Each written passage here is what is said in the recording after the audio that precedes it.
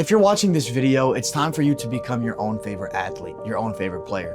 Because if you're like me, you grew up idolizing certain players, certain guys, certain athletes. For me, it was Kobe Bryant, Ray Lewis, Dirk Nowitzki, Usain Bolt. Guys that embodied what it meant to work hard, win championships.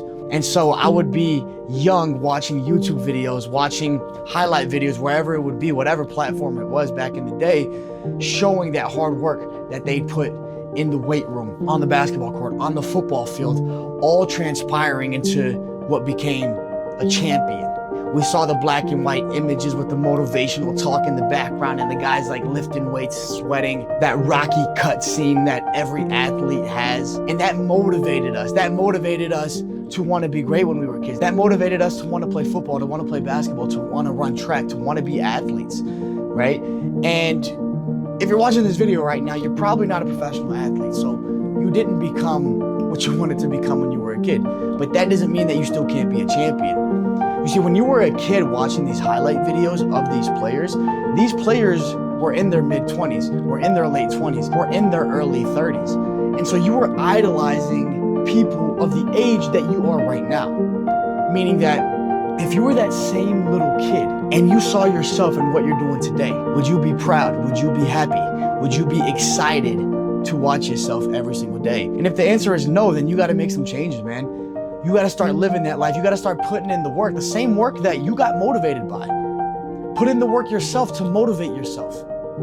Become your own favorite athlete. It's not easy waking up early in the morning to go to the gym, but I know that you felt that feeling that when you have done that, later in the week, you're looking back on that Monday and it felt good that you got up early and put in the work, even though it was hard in the moment. Because you were able to overcome that sacrifice, you were able to overcome that struggle to go and do it, you ended up feeling stronger. You ended up building that confidence, and you're proud of that person. That feeling, that pride that you have in yourself is that same pride, is that same excitement, is that same reverence that you had for that big athlete, that Kobe Bryant, when you were a kid, but it's with yourself. And so repeat those moments time and time again, every single day, every single week. Do what you have to do to make yourself proud. Become your own favorite athlete. Whenever you have to do something you don't want to do it, think about yourself as a kid looking up to that person that you are today. Would that person do it? Would that person put in the extra work? Would that person go the extra mile? Would that person run an extra time a week? Would that person go to the gym when they don't want to go to the gym? Would that person work those extra hours for their job because they know it's going to make a big difference in them getting that promotion? Or if you're an entrepreneur, putting in that extra time to get that extra client. Because we all could just sit back and watch a little TV and hang out. But when you were a kid, what separated Kobe Bryant, what separated Michael Jordan or LeBron James from the average basketball players, you knew what it was. They worked harder than these other guys, right? They worked harder. They were in the gym longer. They took care of their body. They spent $1 million a year on their body to stay in shape so that they could be great, so that they could perform excellent on the court. But that performance, that excellence that we saw in the championship, that was written in the off season when they were putting in the work to make it easy for them to execute once they got to the championship.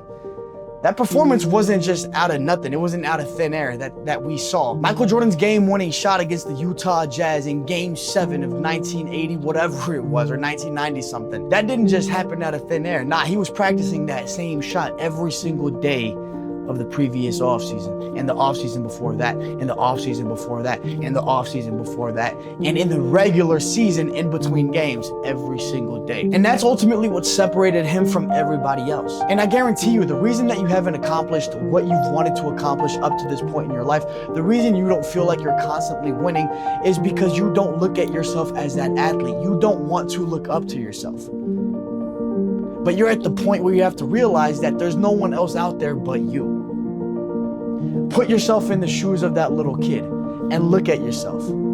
You're at that same age. You're in that same position in life. Youth. You have youth. You have strength. You have ambition. You're in that same position that those athletes that you looked up to when you were a kid, that they were in, and they made something happen. And they made it happen when nobody was looking. So if you become your own favorite player, and you start thinking about what highlights am I going to be able to create? And you realize that every single athlete, every single superstar has that rocky cutscene where they're doing things that are tough, that as kids we look at and we just smile and we revere and we say, wow, that's why he was great. If you start doing those things, you're gonna start winning. You're gonna start achieving the things that you want to achieve, because there's no other option out there but to succeed, because you're your favorite athlete and you can write your own story.